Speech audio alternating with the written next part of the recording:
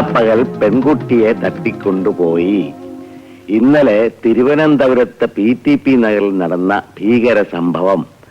ഇന്നലെ പട്ടാപ്പകൽ ഒരു ടിപ്ടോപ്പ് ആസാമി PTP നഗറിലുള്ള ഒരു വീടിനുള്ളിൽ കടന്നു ചെന്നു. അപ്പോൾ വീടിന്റെ ഉടമസ്ഥൻ ചാരുകസേരയിൽ പത്രം വായിച്ചുകൊണ്ടിരിക്കുകയായിരുന്നു. ഈ അവസരം പാഴാക്കാതെ അവൻ പതുക്കെ വീട്ടുടമസ്ഥൻ അറിയാതെ മുകളിലത്തെ മുറിയിലേക്ക് കടന്നുപോയി. മുകളിലെ മുറിയിലുണ്ടായിരുന്ന പെണ്ണിനോട്, നിങ്ങൾ ജോലി ചെയ്യുന്ന സ്ഥാപനത്തിന്റെ ഉടമസ്ഥ അത്യാസന്ന നിലയിൽ കിടക്കുകയാണെന്നും അന്ത്യശ്വാസം വലിക്കുന്നതിന് മുമ്പ് നിങ്ങളെ ഒരു നോക്ക് കാണണമെന്ന് ആവശ്യപ്പെട്ട് ഇരിക്കുന്നതായും അവളെ അറിയിച്ചു. അവൾ അത് വിശ്വസിച്ച് ഒരു ബലിയാടിനെ പോലെ അവനെ പിന്തുടർന്നു.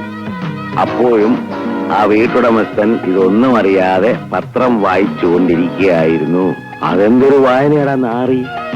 അങ്ങോട്ടും ഇങ്ങോട്ടും പോകുന്ന ആരാണെന്ന് നോക്കണ്ടടാ കരുതേ.